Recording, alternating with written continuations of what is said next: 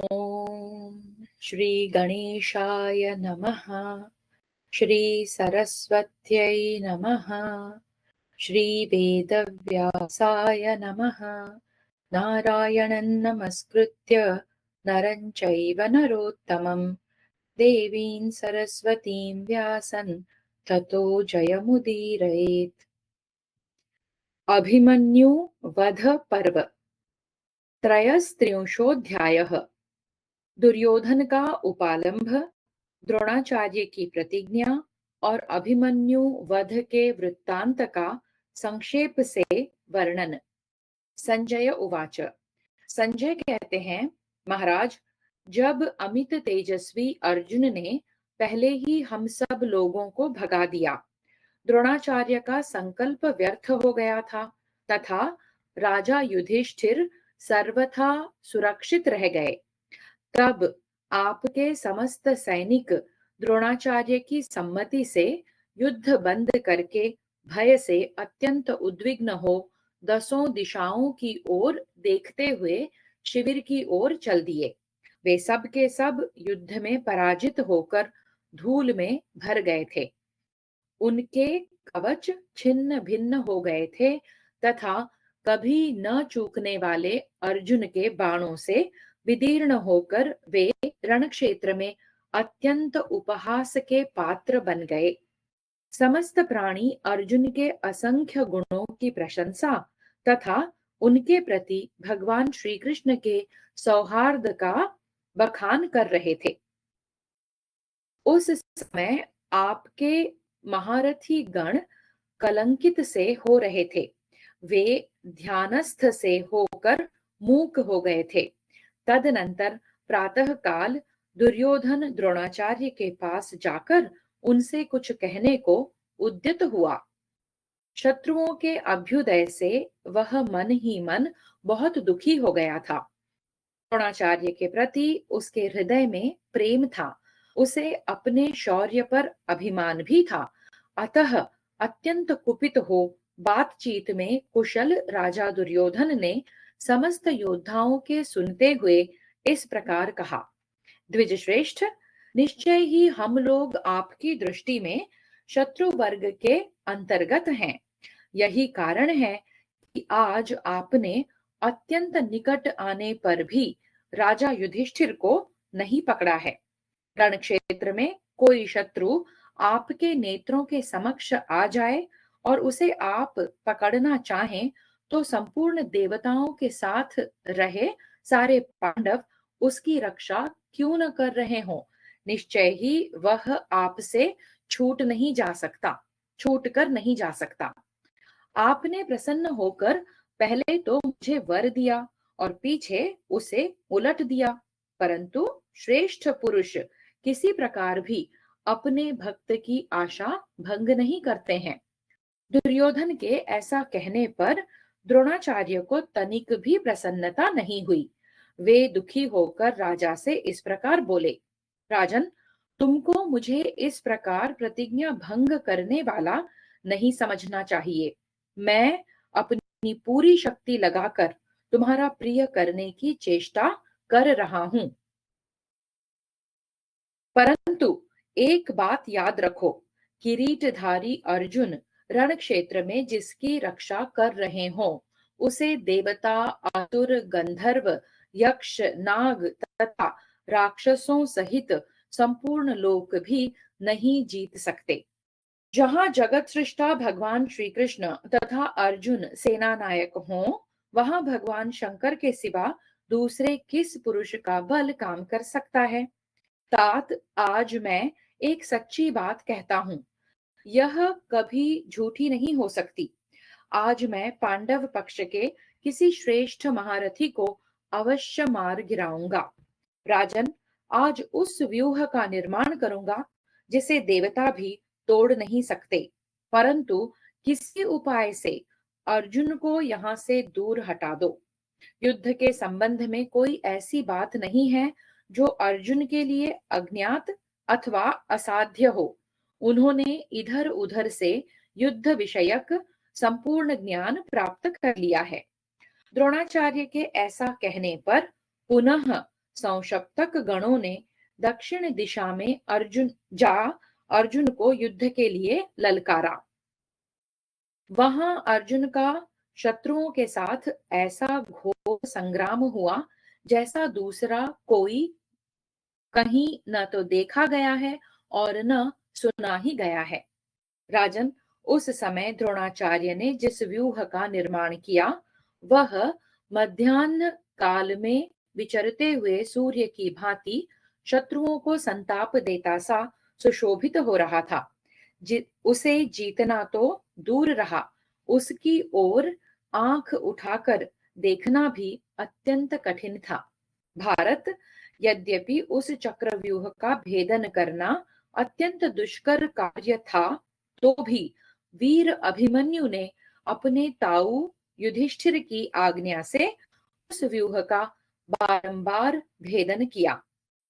अभिमन्यु ने वह दुष्कर कर्म करके सहस्रों वीरों का वध किया और अंत में 6 वीरों के साथ अकेला ही उलझ कर दुशासन पुत्र के हाथ से मारा गया।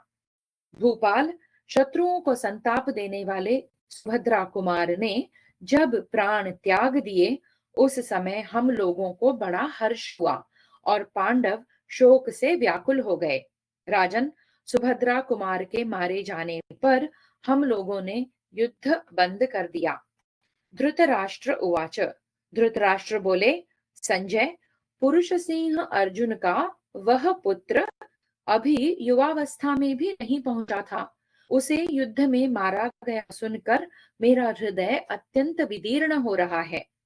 धर्मशास्त्र के निर्माताओं ने यह क्षत्रिय धर्म अत्यंत कठोर बनाया है, जिसमें स्थित होकर राज्य के लोभी शूरवीरों ने एक बालक पर अस्त्र शस्त्रों का प्रहार किया। संजय, वह अत्यंत प्रसन्न रहने वाला बालक जब निर्भय सा होकर युद्ध में विचर रहा था, उस समय अस्त्र विद्या के पारंगत बहुसंख्यक शूरवीरों ने उसका वध कैसे किया, यह मुझे बताओ। संजय, अमित तेजस्वी सुभद्रा कुमार ने युद्ध के मैदान में रथियों की सेना को विदीर्ण करने की इच्छा से जिस प्रकार युद्ध का खेल किया था, वह सब मुझे बताओ। संजय उवाच। संजय ने कहा, राजेंद्र, आप जो मुझसे सुभद्रा कुमार के मारे जाने का वृत्तांत पूछ रहे हैं, वह सब मैं आपको पूर्ण रूप से बताऊंगा। राजन, आप एकाग्रचित्त होकर सुने। आपकी सेना के व्यूह का भेदन करने की इच्छा से कुमार अभिमन्यु ने जिस प्रकार रण क्रीड़ा की थी और उस प्रलयंकर संग्राम में जैसे जैसे दुर्जय वीरों के भी पांव उखाड़ दिए गए थे, वह सब बता रहा हूं। वह सब बता रहा हूं। जैसे प्रचुर लता गुल्म, घास पात और वृक्षों से भरे हुए वन में दावानल से घिरे हुए वनवासियों को महान भय का सामना करना पड़ता है, उसी प्रकार अभिमन्यु से आपके सैनिकों को अत्यंत भय प्राप्त हुआ था। इस प्रकार श्री महाभारत द्रोण पर्व के अंतर्गत अभिमन्यु वध पर्व में अभिमन्यु वध संक्षेप से वर्णन विषयक 33वां अध्याय पूरा हुआ। चतुस्त्रिंशोऽध्यायः। संजय के द्वारा अभिमन्यु की प्रशंसा, द्रोणाचार्य द्वारा चक्रव्यूह का निर्माण। संजय उवाच। संजय कहते हैं, राजन, श्री कृष्ण सहित पांचों पांडव देवता के लिए भी दुर्जय हैं। वे समर भूमि में अत्यंत भयंकर कर्म करने वाले हैं। उनके कर्मों द्वारा ही उनका परिश्रम अभिव्यक्त होता है। सत्व गुण, कर्म, कुल, बुद्धि, कीर्ति, यश और श्री के द्वारा युधिष्ठिर के समान पुरुष दूसरा कोई न तो हुआ है और न होने वाला ही है। कहते हैं, राजा युधिष्ठिर सत्य धर्म परायण और जितेंद्रिय होने के साथ ही ब्राह्मण पूजन आदि सद्गुणों के द्वारा सदा ही स्वर्ग लोक को प्राप्त हैं। राजन, प्रलय काल के यमराज, पराक्रमी परशुराम और रथ पर बैठे हुए भीमसेन, ये तीनों एक समान कहे जाते हैं। रणभूमि में प्रतिज्ञा पूर्वक कर्म करने में कुशल गांडीवधारी कुंती कुमार अर्जुन के लिए तो मुझे इस पृथ्वी पर कोई उनके योग्य उपमा ही नहीं मिलती है। बड़े भाई के प्रति अत्यंत भक्ति, अपने पराक्रम को प्रकाशित न करना, विनयशीलता, इंद्रिय संयम, उपमा रहित रूप तथा शौर्य, ये नकुल में 6 गुण निश्चित रूप से निवास करते हैं। वेदाध्ययन, गंभीरता, मधुरता, सत्य, रूप और पराक्रम की दृष्टि से वीर सहदेव सर्वथा अश्विनी कुमारों के समान है। यह बात सर्वत्र प्रसिद्ध है। भगवान श्री कृष्ण में जो उज्जवल गुण हैं तथा पांडवों में जो उज्जवल गुण विद्यमान हैं, वे समस्त गुण समुदाय अभिमन्यु में निश्चय ही एकत्र हुए दिखाई देते थे। युधिष्ठिर के पराक्रम, श्री कृष्ण के उत्तम चरित्र एवं भयंकर कर्म करने वाले भीमसेन के वीरोचित कर्मों के समान ही अभिमन्यु के भी पराक्रम, चरित्र और कर्म थे। वह रूप, पराक्रम और शास्त्र ज्ञान में अर्जुन के समान तथा विनयशीलता में नकुल और सहदेव के तुल्य था।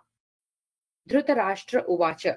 धृतराष्ट्र बोले, सूत, मैं किसी से भी पराजित न होने वाले सुभद्रा कुमार अभिमन्यु के विषय में सारा वृत्तांत सुनना चाहता हूँ। वह युद्ध में कैसे मारा गया? संजय उवाच। संजय ने कहा, महाराज, स्थिर हो जाइए और जिसे धारण करना कठिन है, उस शोक को अपने हृदय में ही रोके रखिए। मैं आपसे बंधु बांधवों के महान विनाश का वर्णन करूंगा, उसे सुनिए। राजन, आचार्य द्रोण ने जिस चक्रव्यूह का निर्माण किया था, उसमें इंद्र के समान पराक्रम प्रकट करने वाले समस्त राजाओं का समावेश कर रखा था। उसमें आरों के स्थान में सूर्य के समान तेजस्वी राजकुमार खड़े किए गए थे। उस समय वहां समस्त राजकुमारों का समुदाय उपस्थित हो गया था। उन सब ने प्राणों के रहते युद्ध से विमुख न होने की प्रतिज्ञा कर ली थी। उन सब की ध्वजाएं सुवर्णमयी थी। सब ने लाल वस्त्र धारण कर रखे थे और सब के आभूषण भी लाल रंग के ही थे। सब के रथों पर लाल रंग की पताकाएं फहरा रही थी। सब ने सोने की मालाएं पहन रखी थीं। सबके अंगों में चंदन और अगरू का लेप किया गया था और सभी फूलों के गजरों तथा महीन वस्त्रों से सुशोभित थे।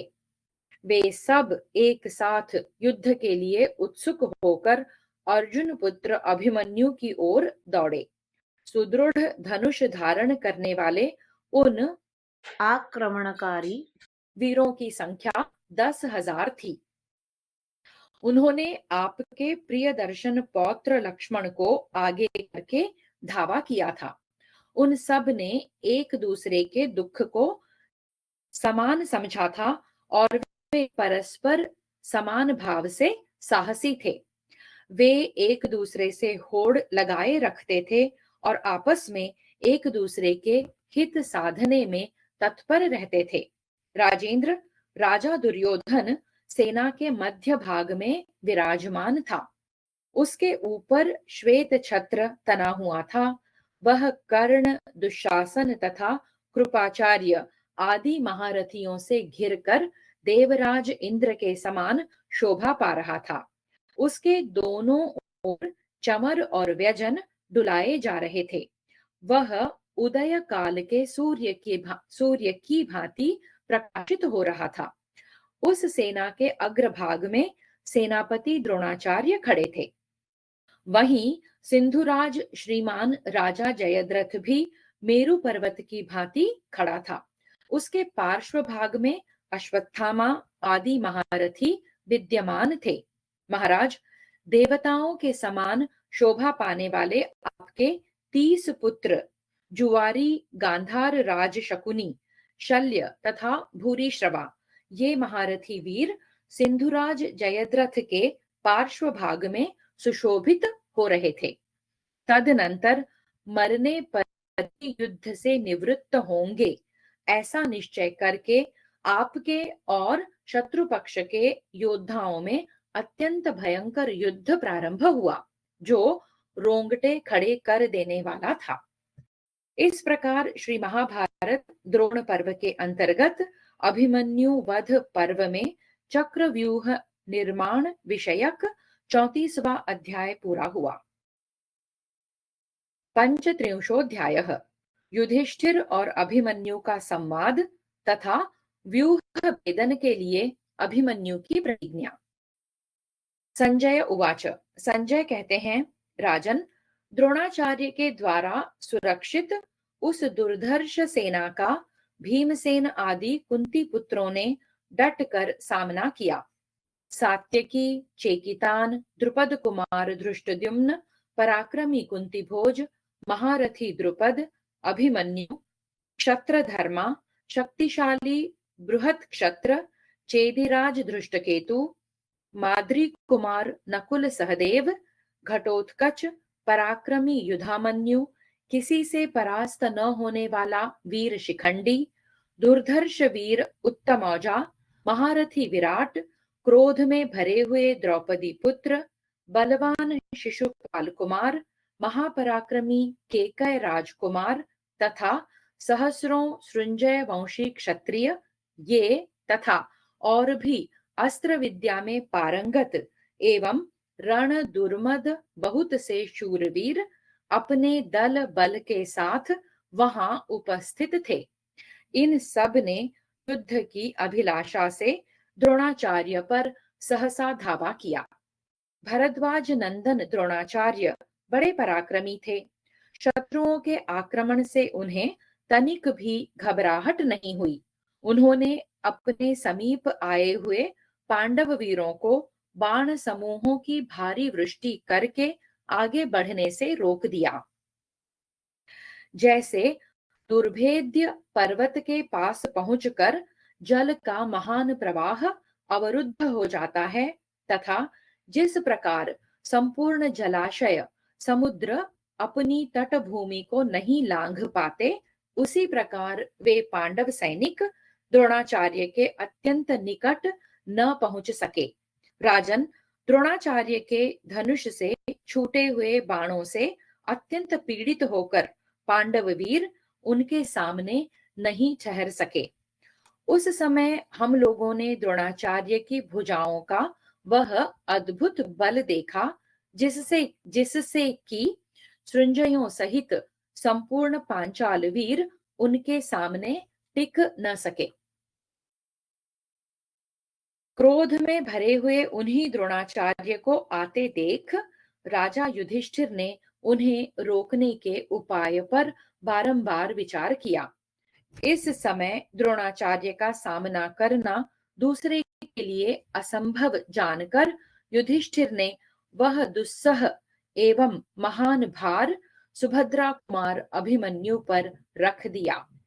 अमित तेजस्वी अभिमन्यु वसुदेव नंदन श्री कृष्ण तथा अर्जुन से किसी बात में कम नहीं था। वह शत्रु वीरों का संहार करने में समर्थ था। अतः उससे युधिष्ठिर ने इस प्रकार कहा, तात, संशोधकों के साथ युद्ध करके लौटने पर अर्जुन जिस प्रकार हम लोगों की निंदा न करें, हमें असमर्थ न बतावें, वैसा कार्य करो। हम लोग तो किसी तरह भी चक्रव्यूह के भेदन की प्रक्रिया को नहीं जानते हैं। महाबाहो, तुम, अर्जुन, श्री कृष्ण अथवा प्रद्युम्न, ये चार पुरुष ही चक्रव्यूह का भेदन कर सकते हो। पांचवा कोई योद्धा इस कार्य के योग्य नहीं है। तात अभिमन्यु, तुम्हारे पिता और मामा के पक्ष के समस्त योद्धा तथा संपूर्ण सैनिक तुमसे याचना कर रहे हैं। तुम ही उन्हें वर देने के योग्य हो। तात, यदि हम विजयी नहीं हुए तो युद्ध से लौटने पर अर्जुन निश्चय ही हम लोगों को कोसेंगे। अतः शीघ्र अस्त्र लेकर तुम द्रोणाचार्य की सेना का विनाश कर डालो। अभिमन्युरुवाच। अभिमन्यु ने कहा, महाराज, मैं अपने पितृवर्ग की विजय की अभिलाषा से युद्ध स्थल में द्रोणाचार्य की अत्यंत भयंकर, सुदृढ़ एवं श्रेष्ठ सेना में शीघ्र ही प्रवेश करता हूँ। पिताजी ने मुझे चक्रव्यूह को भेदने की विधि तो बताई है, परंतु किसी आपत्ति में पड़ जाने पर मैं उस व्यूह से बाहर नहीं निकल सकता। युधिष्ठिर उवाच। युधिष्ठिर बोले, योद्धाओं में श्रेष्ठ वीर, तुम व्यूह का भेदन करो और हमारे लिए द्वार बना दो।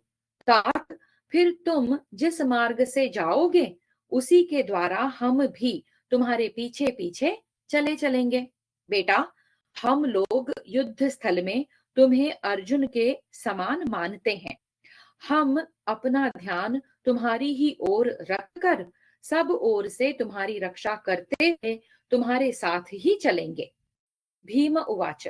भीमसेन बोले, बेटा, मैं तुम्हारे साथ चलूंगा। धृष्टद्युम्न, सात्यकी, पांचाल देशीय योद्धा, केकय राजकुमार, मत्स्य देश के सैनिक तथा समस्त प्रभद्रक गण भी तुम्हारा अनुसरण करेंगे। तुम जहां जहां एक बार भी व्यूह तोड़ दोगे, वहां वहां हम लोग मुख्य मुख्य योद्धाओं का वध करके उस व्यूह को बारंबार नष्ट करते रहेंगे। अभिमन्युरुवाच।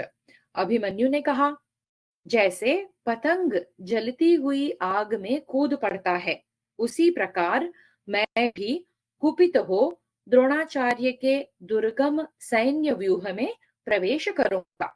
आज मैं वह पराक्रम करूंगा जो पिता और माता दोनों के कुलों के लिए हितकर होगा तथा वह मामा श्री कृष्ण तथा पिता अर्जुन दोनों को प्रसन्न करेगा।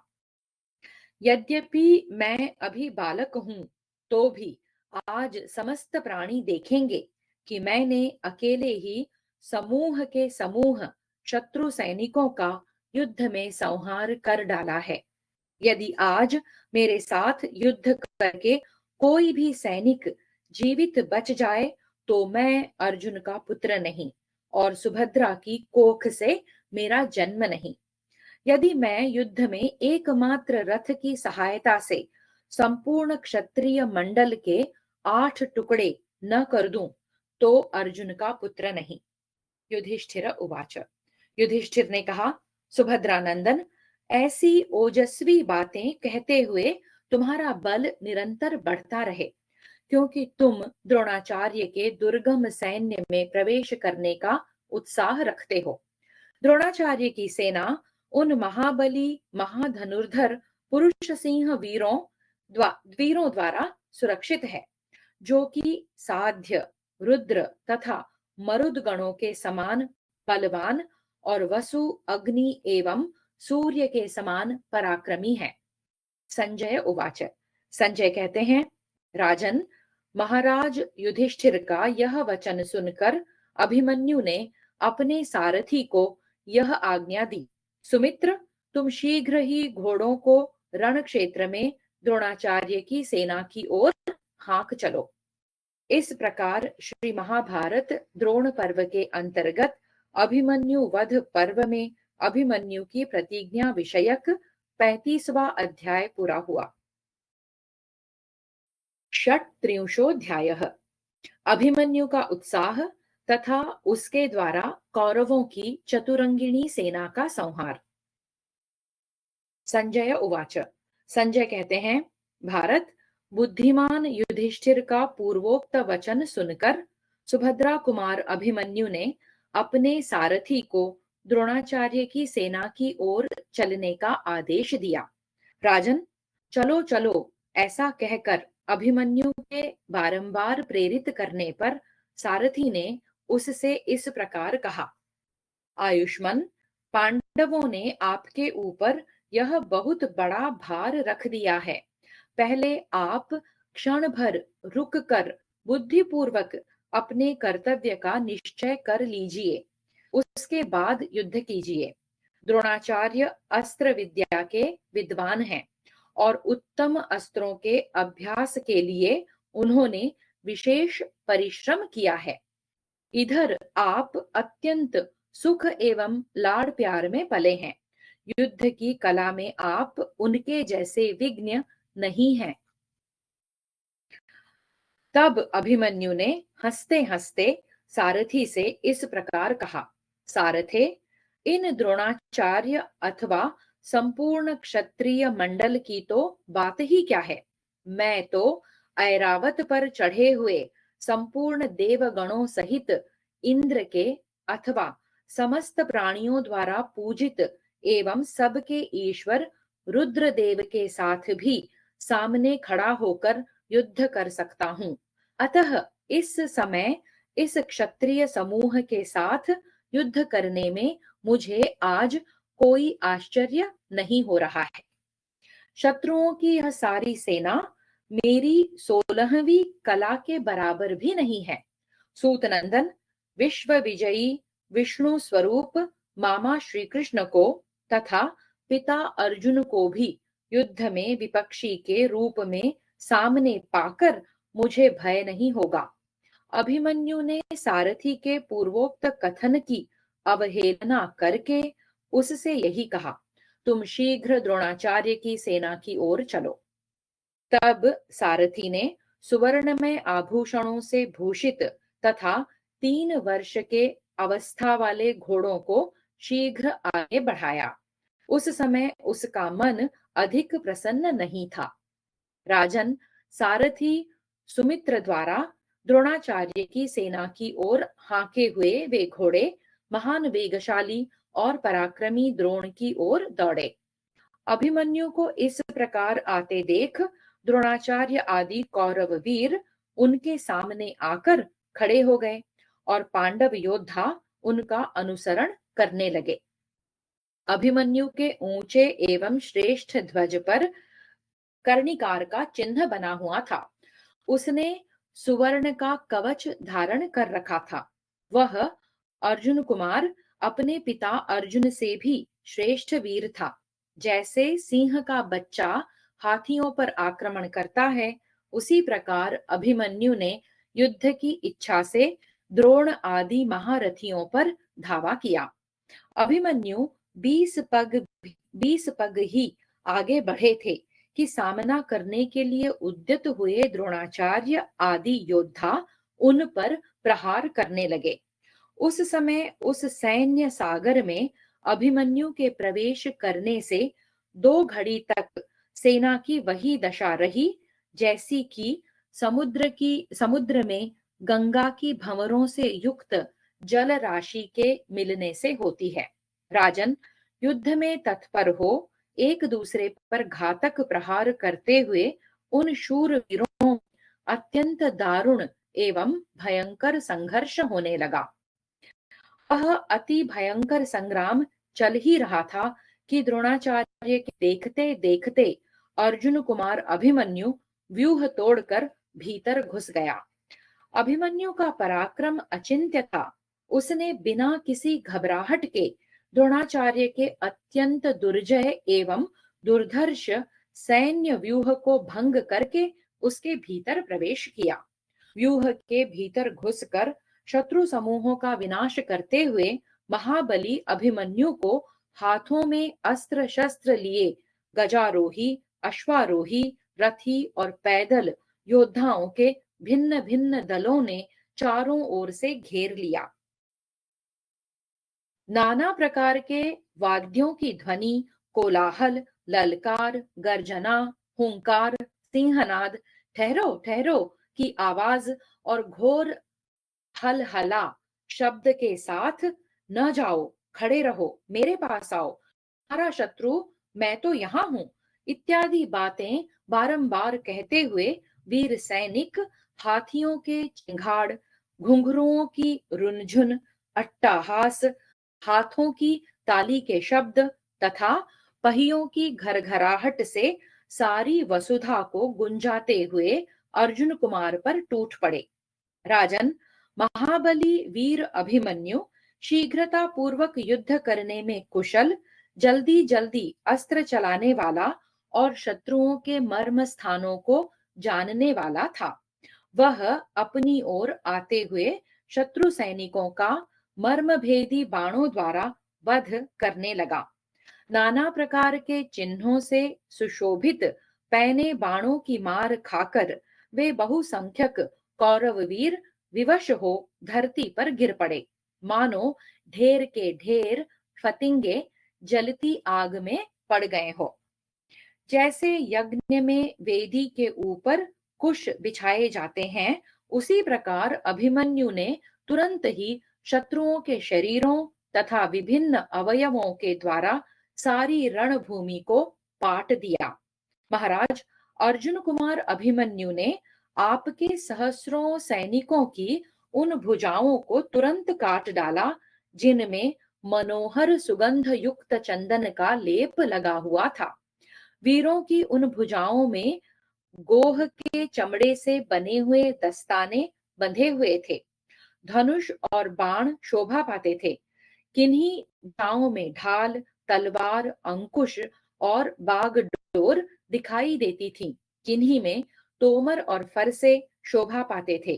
किन्हीं में गदा, लोहे की गोलियां, प्रास, रुष्टि, तोमर, पट्टिश, भिंदीपाल, परिघ, श्रेष्ठ शक्ति, कंपन, प्रदोद प्रतोद, महाशंख और कुंत दृष्टिगोचर हो रहे थे। किन्हीं किन्हीं भुजाओं ने शत्रुओं की चोटियां पकड़ रखी थी। किन्हीं में मुदगर, फेंकने योग्य अन्यान्य अस्त्र, पाश, परिघ तथा प्रस्तर खंड दिखाई देते थे। वीरों की वे सभी भुजाएं केयूर और अंगद आदि आभूषणों से विभूषित थीं।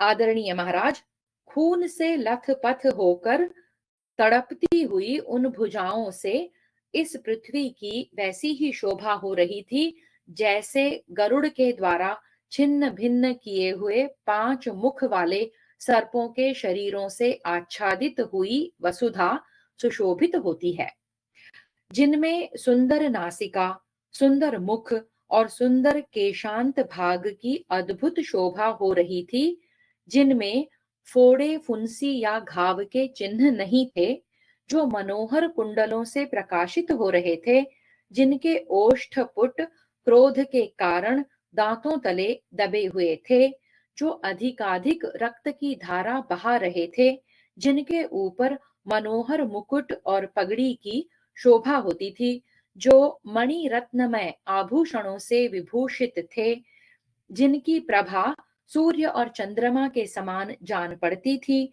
जो बिना नाल के प्रफुल्ल कमल के समान प्रतीत होते थे, जो समय समय पर हित एवं प्रिय की बातें बताते थे, जिनकी संख्या बहुत अधिक थी तथा जो पवित्र सुगंध से सुवासित थे।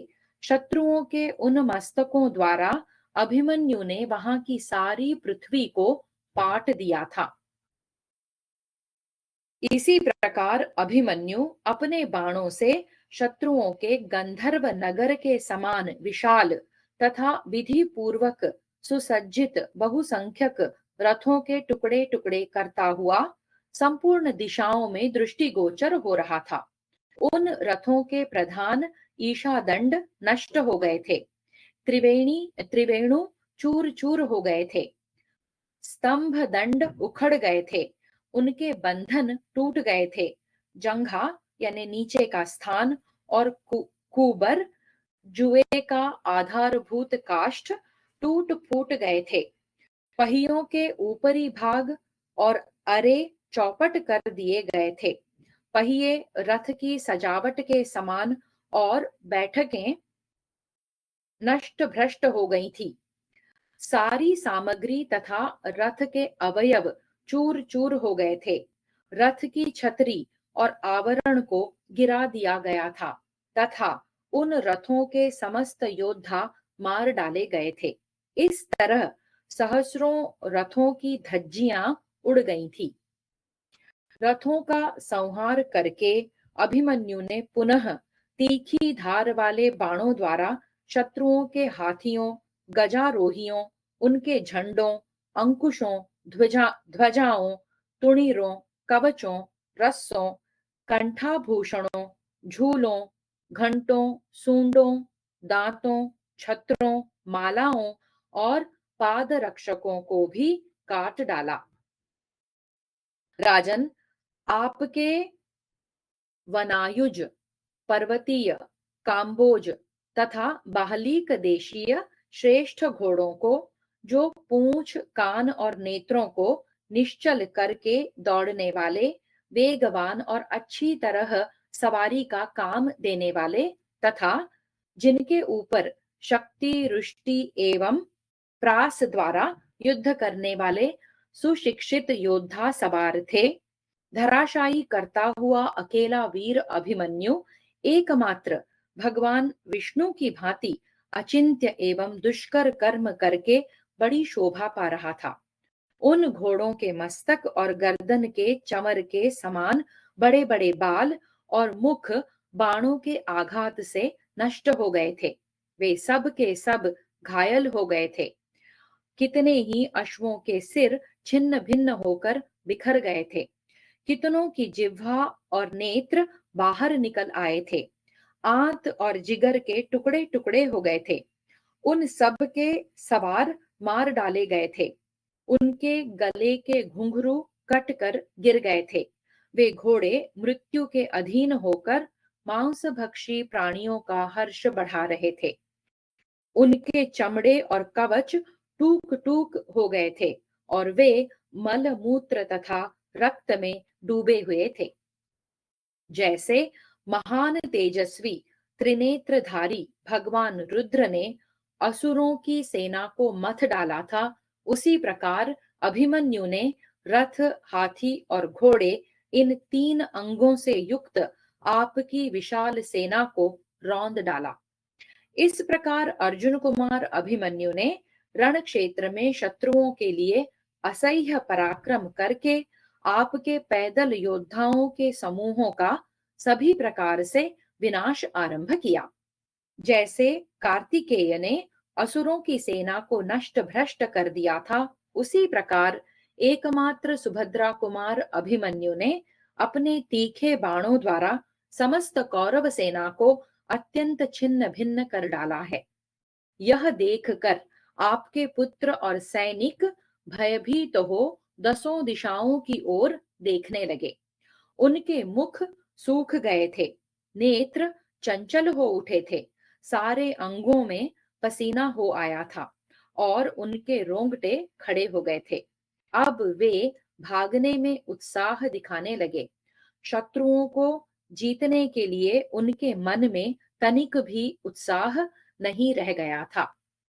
वे जीवन की इच्छा रखकर अपने अपने सगे संबंधियों के गोत्र और नाम का उच्चारण करके एक दूसरे के लिए क्रंदन कर रहे थे।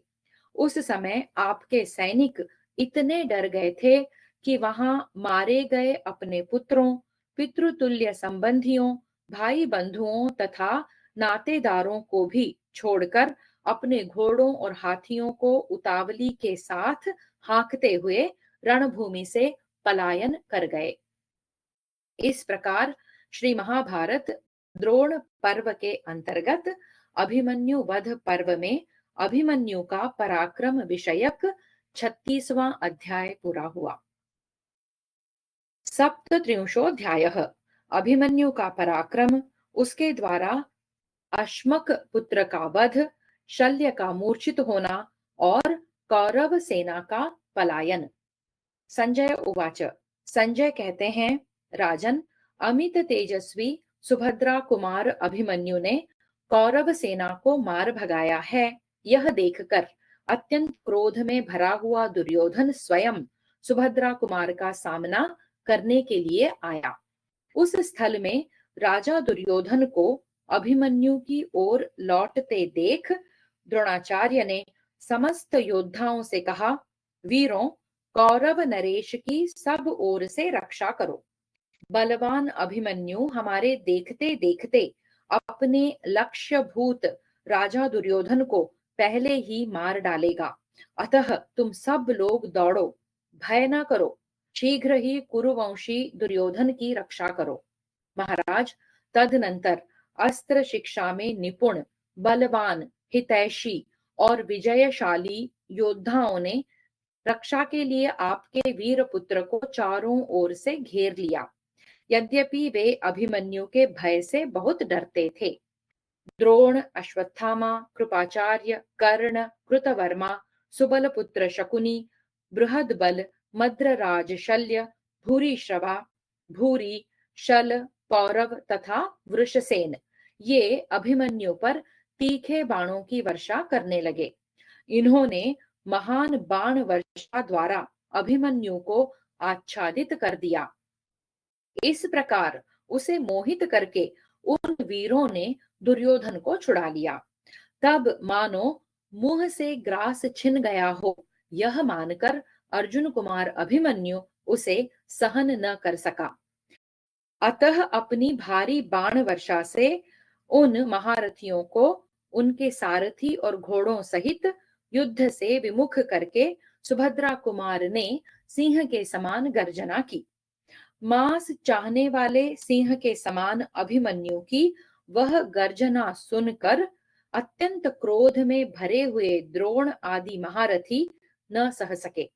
आर्य तब उन महारथियों ने रथ सेना द्वारा उसे कोष्ठ में आबद्ध सा करके उसके ऊपर नाना प्रकार के चिन्ह वाले समूह के समूह बाण बरसाने आरंभ किए।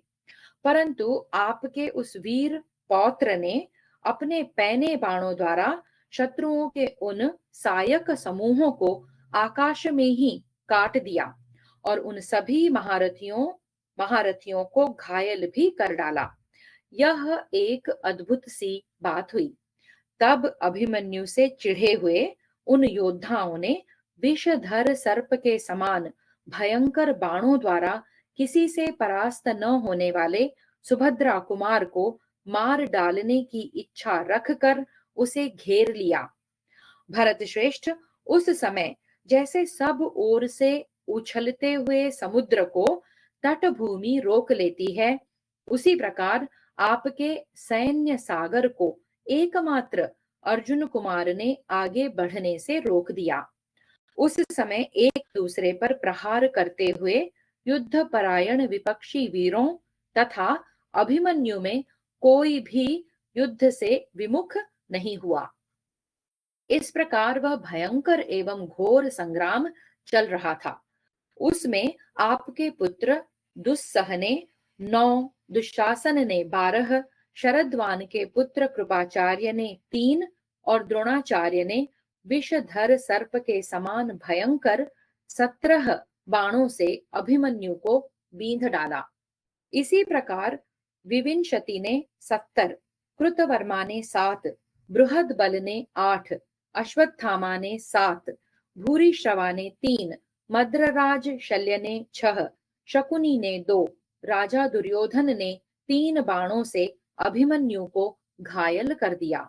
महाराज, उस समय धनुष हाथ में लिए प्रतापी अभिमन्यु ने जैसे नाच रहा हो, इस प्रकार सब ओर घूम घूम कर उन सब महारथियों को 3-3 बाणों से घायल कर दिया। तब आपके सभी पुत्रों ने मिलकर अभिमन्यु को त्रास देना आरंभ किया। फिर तो वह क्रोध से जल उठा और अपनी अस्त्र शिक्षा तथा हृदय का महान बल दिखाने लगा। इतने में ही अश्मक के पुत्र ने सारथी के आदेश का पालन करने वाले गरुड़ और वायु के समान वेगशाली सुशिक्षित घोड़ों द्वारा बड़ी तेजी से वहां आकर अभिमन्यु को रोका और 10 बाण मारकर उसे घायल कर दिया। साथ ही इस प्रकार कहा, अरे खड़ा रह, खड़ा रह। तब अभिमन्यु ने मुस्कुराकर अश्मक पुत्र के घोड़ों, सारथी, ध्वज, भुजाओं, धनुष तथा मस्तक को भी 10 बाणों से पृथ्वी पर काट गिराया।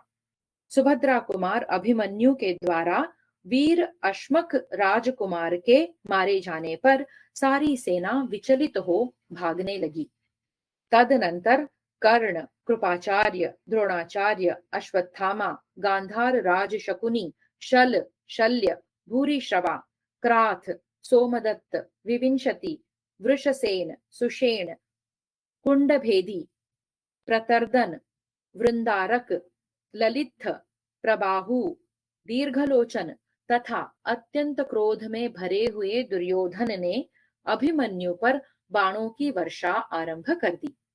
इन महाधनुर्धर वीरों के चलाए हुए बाणों से अत्यंत घायल होकर अभिमन्यु ने कर्ण को लक्ष्य करके एक ऐसा बाण हाथ में लिया जो उसके कवच और काया को विदीर्ण कर डालने वाला था। जैसे सर्प बांबी में घुस जाता है, उसी प्रकार अभिमन्यु का छोड़ा हुआ वह बाण कर्ण के शरीर और कवच को विदीर्ण करके बड़े वेग से धरती में समा गया। जैसे भूकंप होने पर पर्वत भी हिलने लगता है, उसी प्रकार उस अत्यंत गहरे आघात से व्यथित एवं विह्वल सा होकर कर्ण उस रणभूमि में विचलित हो उठा। फिर बलवान अभिमन्यु ने अत्यंत कुपित होकर दूसरे 3 पैने बाणों द्वारा सुषेण, दीर्घलोचन तथा कुंडभेदी इन 3 वीरों को घायल कर दिया। तब कर्ण ने 25, अश्वत्थामा ने 20 तथा कृतवर्मा ने 7 नाराचों द्वारा अभिमन्यु को गहरी चोट पहुंचाई। उस समय इंद्र कुमार अर्जुन के पुत्र अभिमन्यु के संपूर्ण अंगों में बाण ही बाण व्याप्त हो रहे थे। वह क्रोध में भरे हुए पाशधारी यमराज के समान शत्रु सेना में विचरता दिखाई देता था। राजा शल्य अभिमन्यु के पास ही खड़े थे, अतः वह महाबाहु वीर उन पर बाणों की वर्षा करने लगा। उसने आपकी सेना को भयभीत करते हुए बड़े जोर से गर्जना की। राजन, अस्त्र वेत्ता अभिमन्यु के चलाए हुए मर्मभेदी बाणों द्वारा घायल होकर राजा शल्य रथ की बैठक में धम्म से बैठ गए और मूर्छित हो गए। यशस्वी सुभद्रा कुमार के द्वारा घायल किए हुए शल्य को इस प्रकार भय हुआ देख द्रोणाचार्य के देखते देखते उनकी सारी सेना रणभूमि से भाग चली। महाबाहु शल्य को अभिमन्यु के सुवर्ण में पंख वाले बाणों से व्याप्त हुआ देख आपके सभी सैनिक सिंह के सताए हुए मृगों की भांति जोर जोर से भागने लगे। देवताओं, पितरों, चारणों, सिद्धों तथा यक्ष समूहों एवं भूतलवर्ती भूत समुदायों से प्रशंसित होकर युद्ध विषयक सुयश से प्रकाशित होने वाला अभिमन्यु घृत की धारा से अभिषिक्त हुए अग्निदेव के समान अत्यंत शोभा पाने लगा। इस प्रकार श्री महाभारत द्रोण पर्व के अंतर्गत अभिमन्यु वध पर्व में अभिमन्यु पराक्रम विषयक 37वां अध्याय पूरा हुआ। अष्टात्रिंशोऽध्यायः अभिमन्यु के द्वारा शल्य के भाई का वध तथा द्रोणाचार्य की रथ सेना का पलायन। धृतराष्ट्र उवाच। धृतराष्ट्र ने पूछा, संजय, अर्जुन कुमार अभिमन्यु जब इस प्रकार अपने बाणों द्वारा बड़े बड़े धनुर्धरों को मथ रहा था, उस समय मेरे पक्ष के किन योद्धाओं ने उसे युद्ध में रोका था? संजय उवाच। संजय ने कहा, राजन, रण क्षेत्र में कुमार अभिमन्यु की विशाल रण क्रीड़ा का वर्णन सुनिए। वह द्रोणाचार्य द्वारा सुरक्षित रथियों की सेना को विदीर्ण करना चाहता था।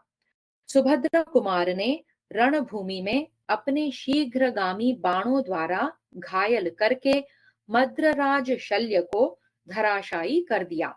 यह देखकर उनका छोटा भाई कुपित हो बाणों की वर्षा करता हुआ अभिमन्यु पर चढ़ आया। उसने 10 बाणों द्वारा घोड़े और सारथी सहित अभिमन्यु को क्षत विक्षत करके बड़े जोर से गर्जना की और कहा, अरे खड़ा रह, खड़ा रह। तब शीघ्रता पूर्वक हाथ चलाने वाले अर्जुन कुमार ने अपने सहायकों द्वारा शल्य के भाई के मस्तक, ग्रीवा, हाथ, पैर, धनुष, अश्व, छत्र, ध्वज, सारथी, त्रिवेणु, तल्प यानी शैया, पहिए, जुआ, तरकश, अनुकर्ष, पताका, चक्र रक्षक तथा अन्य समस्त उपकरणों को काट डाला। उस समय कोई भी उसे देख न सका। जैसे वायु के वेग से कोई महान पर्वत टूटकर गिर पड़े, उसी प्रकार अमित तेजस्वी अभिमन्यु का मारा हुआ वह शल्यराज का भाई छिन्न भिन्न होकर पृथ्वी पर गिर पड़ा। उसके वस्त्र और आभूषणों के टुकड़े टुकड़े हो गए थे। उसके सेवक भयभीत होकर संपूर्ण दिशाओं में भाग गए। भारत, अर्जुन कुमार के उस अद्भुत पराक्रम को देखकर समस्त प्राणी साधुवाद देते हुए सब ओर हर्ष ध्वनि करने लगे। शल्य के भाई के मारे जाने पर उसके बहुत से सैनिक अपने कुल और निवास स्थान के नाम सुनाते हुए कुपित हो हाथों में नाना प्रकार के अस्त्र शस्त्र लिए अर्जुन कुमार अभिमन्यु की ओर दौड़े। कितने ही वीर रथ, घोड़े और हाथी पर सवार होकर आए। दूसरे बहुत से प्रचंड बलशाली योद्धा पैदल ही दौड़ पड़े।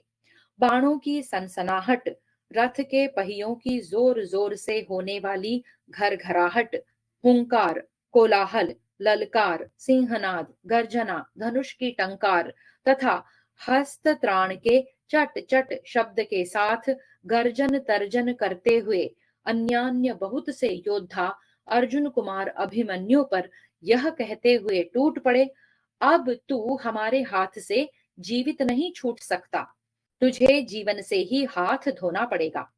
उनको ऐसा कहते देख सुभद्रा कुमार अभिमन्यु मानो जोर जोर से हंसने लगा और जिस जिस योद्धा ने उस पर पहले प्रहार किया, उसको उसने भी अपने पंख युक्त बाणों द्वारा घायल कर दिया।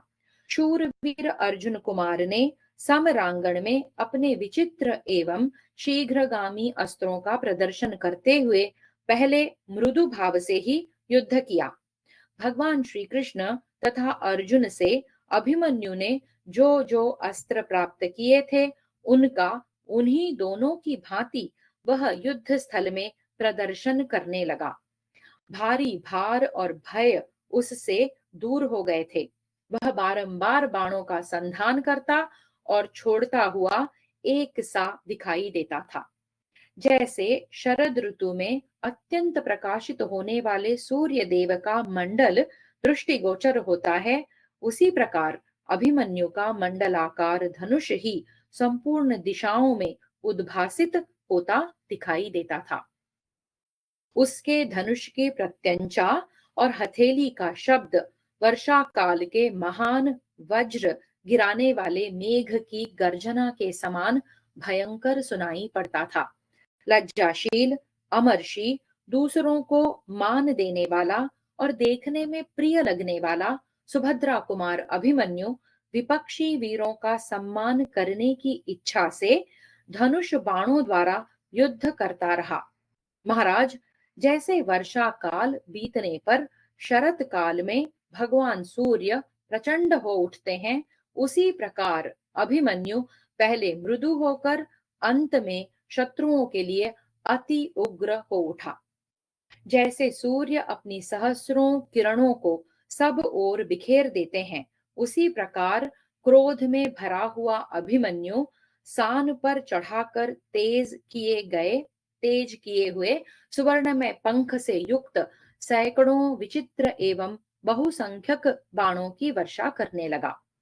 उस महायशस्वी वीर ने द्रोणाचार्य के देखते देखते उनकी रथ सेना पर क्षुरप्र, वत्सदंत, विपाठ, नाराच, अर्धचंद्राकार बाण, भल्ल एवं अंजलिक आदि की वर्षा आरंभ कर दी। इससे उन बाणों द्वारा पीड़ित हुई वह सेना युद्ध से विमुख होकर भाग चली। इस प्रकार श्री महाभारत द्रोण पर्व के अंतर्गत अभिमन्यु वध पर्व में अभिमन्यु पराक्रम विषयक 38वां अध्याय पूरा हुआ। एकोनचत्वारिंशोऽध्यायः। द्रोणाचार्य के द्वारा अभिमन्यु के पराक्रम की प्रशंसा तथा दुर्योधन के आदेश से दुशासन का अभिमन्यु के साथ युद्ध आरंभ करना। धृतराष्ट्र उवाच। धृतराष्ट्र बोले, संजय, सुभद्रा कुमार ने मेरे पुत्र की सेना को जो आगे बढ़ने से रोक दिया, इसे जानकर लज्जा और प्रसन्नता से मेरे चित्त की दो अवस्थाएं हो रही हैं। गवलगण नंदन जैसे कुमार कार्तिकेय ने असुरों के साथ रण क्रीड़ा की थी, उसी प्रकार कुमार अभिमन्यु ने जो युद्ध का खेल किया था, वह सब मुझसे विस्तार पूर्वक कहो। संजय उवाच। संजय ने कहा, महाराज, मैं अत्यंत खेद के साथ आपको उस अत्यंत भयंकर नर संहार का वृत्तांत बता रहा हूं, जिसके लिए एक वीर का बहुत से महारथियों के साथ तुमुल युद्ध हुआ था। अभिमन्यु युद्ध के लिए उत्साह से भरा था। वह रथ पर बैठकर आपके उत्साह भरे शत्रु दमन समस्त रथारोहियों पर बाणों की वर्षा करने लगा।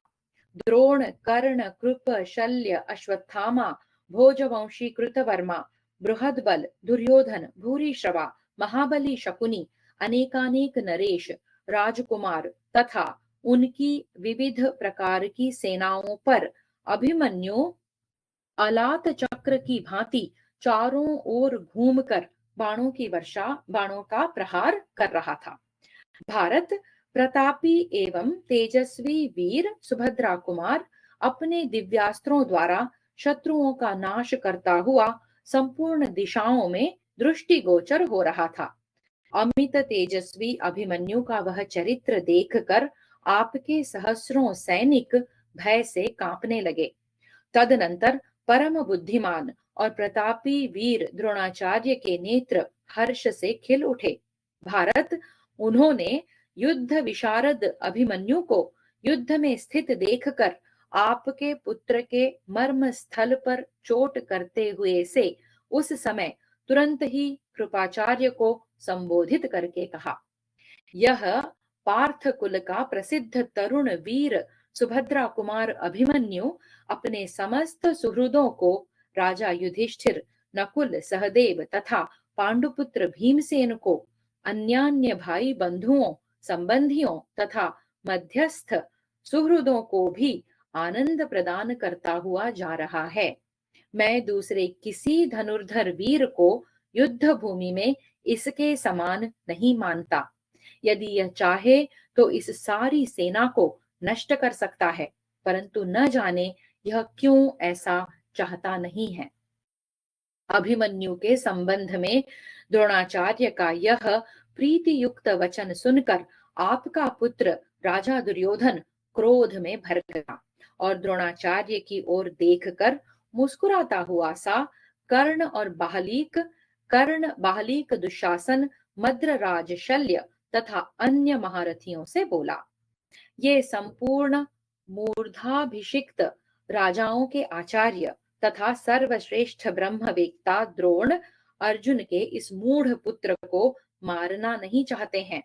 प्रिय सैनिकों, मैं आप लोगों से सच्ची बात कहता हूं, यदि ये युद्ध में मारने के लिए उद्यत हो जाएं, तो इनके सामने यमराज भी युद्ध नहीं कर सकता। फिर दूसरा कोई मनुष्य तो इनके सामने टिक ही नहीं सकता है। परंतु ये अर्जुन के पुत्र की रक्षा करते हैं, क्योंकि अर्जुन इनके शिष्य हैं। शिष्य और पुत्र तो प्रिय होते ही हैं। उनकी संतानें भी धर्मात्मा पुरुषों को प्रिय जान पड़ती हैं। यह द्रोणाचार्य से रक्षित होने के कारण अपने बल और पराक्रम पर अभिमान कर रहा है। यह मूर्ख अभिमन्यु आत्मश्लाघा करने वाला है तुम सब लोग मिलकर इसे शीघ्र ही मथ डालो। राजा दुर्योधन के ऐसा कहने पर सब वीर अत्यंत कुपित हो सुभद्रा कुमार अभिमन्यु को मार डालने की इच्छा से द्रोणाचार्य के देखते देखते उस पर टूट पड़े। कुरुश्रेष्ठ, उस समय दुर्योधन के उपर्युक्त वचन को सुनकर दुशासन ने उससे यह बात कही, महाराज, मैं आपसे प्रतिज्ञा पूर्वक कहता हूं, मैं पांचालों और पांडवों के देखते देखते इस अभिमन्यु को मार डालूंगा। जैसे राहु सूर्य पर ग्रहण लगाता है, उसी प्रकार आज मैं सुभद्रा कुमार अभिमन्यु को ग्रस कर लूंगा। इतना कहकर उसने जोर जोर से गर्जना करके पुनः कुरुराज दुर्योधन से इस प्रकार कहा, सुभद्रा कुमार अभिमन्यु को मेरे द्वारा काल कवलित हुआ सुनकर अत्यंत अभिमानी श्री कृष्ण और अर्जुन इस जीव लोक से प्रेत लोक को चले जाएंगे, इसमें संशय नहीं है। उन दोनों को मरा हुआ सुनकर पांडु के क्षेत्र में उत्पन्न हुए ये चारों पांडव कायरतावश अपने सुहृद वर्ग के साथ एक ही दिन प्राण त्याग कर देंगे। अतः इस अपने शत्रु अभिमन्यु के मारे जाने पर आपके सारे दुश्मन स्वतः नष्ट हो जाएंगे। राजन, आप मेरा कल्याण मानिए, मैं अभी आपके शत्रुओं का नाश किए देता हूं। महाराज, ऐसा कहकर आपका पुत्र दुशासन जोर जोर से गर्जना करने लगा। वह क्रोध में भरकर सुभद्रा कुमार पर बाणों की वर्षा करता हुआ उसके सामने गया। आपके पुत्र को अत्यंत कुपित हो आते देख शत्रुसूदन अभिमन्यु ने 26 पैने बाणों द्वारा उसे घायल कर दिया। मद की धारा बहाने वाले गजराज के समान क्रोध में भरा हुआ दुशासन उस रण क्षेत्र में अभिमन्यु से और अभिमन्यु दुशासन से युद्ध करने लगा। रथ युद्ध की शिक्षा में निपुण वे दोनों योद्धा अपने रथों द्वारा बाएं दाएं विचित्र मंडलाकार गति से विचरते हुए युद्ध करने लगे। उस समय बाजे बजाने वाले लोग ढोल, मृदंग, दुंदुभी, क्रकच, बड़ी ढोल, भेरी और झांझ के अत्यंत भयंकर शब्द करने लगे। उसमें शंख और सिंहनाद की भी ध्वनि मिली हुई थी। इस प्रकार श्री महाभारत द्रोण पर्व के अंतर्गत अभिमन्यु वध पर्व में दुशासन युद्ध विषयक 39वां अध्याय पूरा हुआ। चत्वारिंशोऽध्यायः। अभिमन्यु के द्वारा दुशासन और कर्ण की पराजय। संजय उवाच, संजय कहते हैं, राजन, तदनंतर उन दोनों पुरुष सिंहों में घोर युद्ध होने लगा। उस समय शत्रुवीरों का संहार करने वाले महाबाहु सुभद्रा कुमार ने बड़ी फुर्ती के साथ दुशासन के बाण सहित धनुष को काट गिराया और उसे अपने भयंकर बाणों द्वारा सब ओर से क्षत विक्षत कर दिया। इसके बाद बुद्धिमान अभिमन्यु किंचित मुस्कुराकर सामने विपक्ष में खड़े हुए दुशासन से, जिसका शरीर बाणों से अत्यंत घायल हो गया था, इस प्रकार कहा, बड़े सौभाग्य की बात है कि आज मैं युद्ध में सामने आए हुए और अपने को शूरवीर मानने वाले तुझ अभिमानी, निष्ठुर, धर्म त्यागी और दूसरों की निंदा में तत्पर रहने वाले शत्रु को प्रत्यक्ष देख रहा हूं। ओ मूर्ख, तूने द्यूत क्रीड़ा में विजय पाने से उन्मत्त होकर सभा में राजा धृतराष्ट्र के सुनते हुए जो अपने निष्ठुर वचनों द्वारा धर्मराज युधिष्ठिर को कुपित किया था और शकुनी के आत्मबल जुए में छल कपट का आश्रय लेकर जो भीमसेन के प्रति बहुत सी अंट संट बातें कही थी, इससे उन महात्मा धर्मराज को जो क्रोध हुआ, उसी का यह फल है कि तुझे आज यह दुर्दिन प्राप्त हुआ है। दूसरों के धन का अपहरण, क्रोध, अशांति, लोभ, ज्ञान लोप, द्रोह, दुस्साहसपूर्ण बर्ताव तथा मेरे उग्र धनुर्धर पितरों के राज्य का अपहरण, इन सभी बुराइयों के फल स्वरूप इन महात्मा पांडवों के क्रोध से तुझे आज यह बुरा दिन प्राप्त हुआ है। दुर्मते, तू अपने उस अधर्म का भयंकर फल प्राप्त कर। आज मैं सारी सेनाओं के देखते देखते अपने बाणों द्वारा तुझे दंड दूंगा। आज मैं युद्ध में उन महात्मा पितरों के उस क्रोध का बदला चुकाकर उरूण हो जाऊंगा। कुरुकुल कलंक, आज रोष में भरी हुई माता कृष्णा तथा पितृतुल्य ताऊ भीमसेन का अभीष्ट मनोरथ पूर्ण करके इस युद्ध में उनके ऋण से उरूण हो जाऊंगा। यदि तू युद्ध छोड़कर भाग नहीं जाएगा तो आज मेरे हाथ से जीवित नहीं छूट सकेगा। ऐसा कहकर शत्रुवीरों का नाश करने वाले महाबाहु अभिमन्यु ने काल, अग्नि और वायु के समान तेजस्वी बाण का संधान किया, जो दुशासन के प्राण लेने में समर्थ था। वह बाण तुरंत ही उसके वक्ष स्थल पर पहुंचकर उसके गले की हंसली को विदीर्ण करता हुआ पंख सहित भीतर घुस गया, मानो कोई सर्प बांबी में समा गया हो। तत्पश्चात अभिमन्यु ने दुशासन को 25 बाण और मारे। धनुष को कान तक खींचकर चलाए हुए उन बाणों द्वारा, जिनका स्पर्श अग्नि के समान दाहक था, गहरी चोट खाकर दुशासन व्यथित हो रथ की बैठक में बैठ गया। महाराज, उस समय उसे भारी मूर्छा आ गई। तब अभिमन्यु के बाणों से पीड़ित एवं अचेत हुए दुशासन को सारथी बड़ी उतावली के साथ युद्ध स्थल से बाहर हटा ले गया।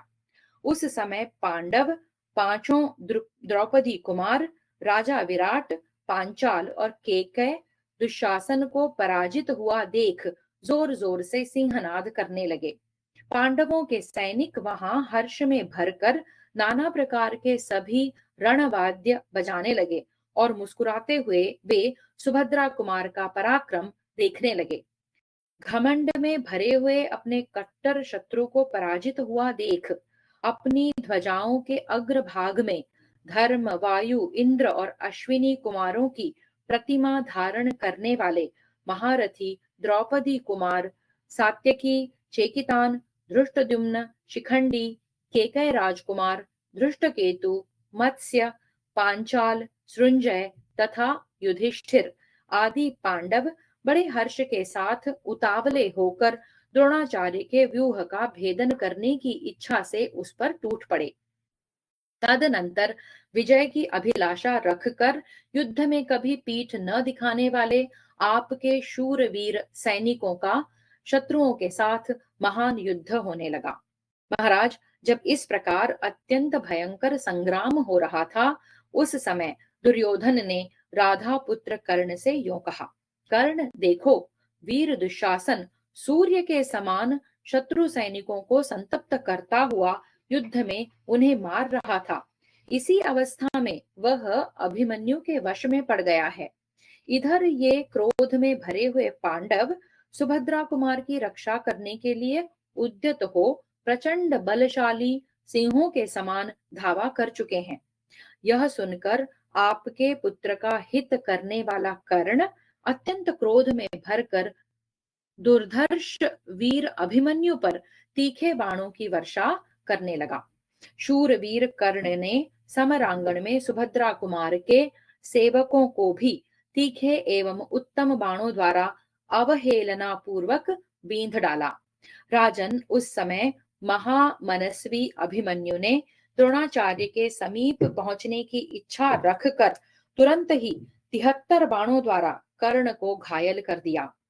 कोई भी रथी रथ समूहों को नष्ट भ्रष्ट करते हुए इंद्र कुमार अर्जुन के उस पुत्र को द्रोणाचार्य की ओर जाने से रोक न सका। विजय पाने की इच्छा वाला, संपूर्ण धनुर्धरों में मानी, अस्त्रवेत्ताओं में श्रेष्ठ, परशुराम जी के शिष्य और प्रतापी वीर कर्ण ने अपने उत्तम अस्त्रों का प्रदर्शन करते हुए सैकड़ों बाणों द्वारा शत्रु दुर्जय सुभद्रा कुमार अभिमन्यु को बींध डाला। और समरांगण में उसे पीड़ा देना आरंभ किया। कर्ण के द्वारा उसकी अस्त्र वर्षा से पीड़ित होने पर भी देवतुल्य अभिमन्यु समर भूमि में शिथिल नहीं हुआ। तत्पश्चात अर्जुन कुमार ने सान पर चढ़ाकर तेज किए हुए झुकी हुई गांठ वाले तीखे भल्लों द्वारा शूर वीरों के धनुष काटकर कर्ण को सब ओर से पीड़ा दी। उसने मुस्कुराते हुए से अपने मंडलाकार धनुष से छूटे हुए विषधर सर्पों के समान भयानक बाणों द्वारा छत्र, ध्वज, सारथी और घोड़ों सहित कर्ण को शीघ्र ही घायल कर दिया। कर्ण ने भी उसके ऊपर झुकी हुई गांठ वाले बहुत से बाण चलाए, परंतु अर्जुन कुमार ने उन सब को बिना किसी घबराहट के सह लिया। तदनंतर दो ही घड़ी में पराक्रमी वीर अभिमन्यु ने एक बाण मारकर कर्ण के ध्वज सहित धनुष को पृथ्वी पर काट गिराया। कर्ण को संकट में पड़ा देख उसका छोटा भाई सुदृढ़ धनुष हाथ में लेकर तुरंत ही सुभद्रा कुमार का सामना करने के लिए आ पहुंचा। उस समय कुंती के सभी पुत्र और उनके अनुगामी सैनिक जोर जोर से गरजने लगे, बाजे बजाने और अभिमन्यु की भूरी भूरी प्रशंसा करने लगे। इस प्रकार श्री महाभारत द्रोण पर्व के अंतर्गत अभिमन्यु वध पर्व में कर्ण तथा दुशासन की पराजय विषयक 40वां अध्याय पूरा हुआ। एकचत्वारिंशोऽध्यायः अभिमन्यु के द्वारा कर्ण के भाई का वध तथा कौरव सेना का संहार और पलायन। संजय उवाच।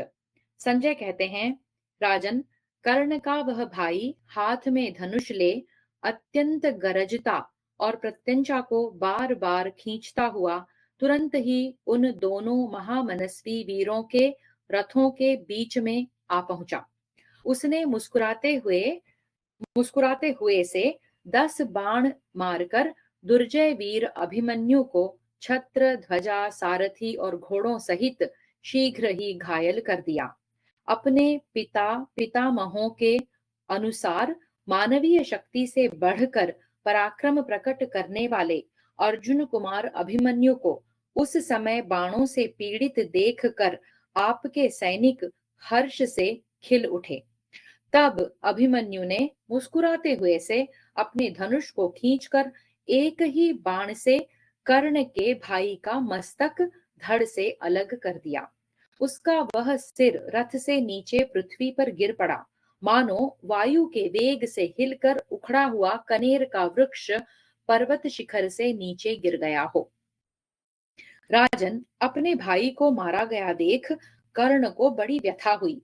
इधर सुभद्रा कुमार अभिमन्यु ने गीध की पांख वाले बाणों द्वारा कर्ण को युद्ध से भगाकर दूसरे दूसरे महाधनुर्धर वीरों पर भी तुरंत ही धावा किया। उस समय क्रोध में भरे हुए प्रचंड तेजस्वी महारथी अभिमन्यु ने हाथी, घोड़े, रथ और पैदलों से युक्त उस विशाल चतुरंगिणी सेना को विदीर्ण कर डाला।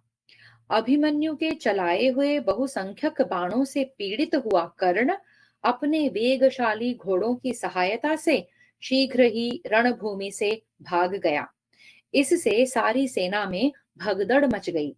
राजन, उस दिन अभिमन्यु के बाणों से सारा आकाश मंडल इस प्रकार आच्छादित हो गया था, मानो टिड्डी दलों से अथवा वर्षा की धाराओं से व्याप्त हो गया हो। उस आकाश में कुछ भी सूझता नहीं था।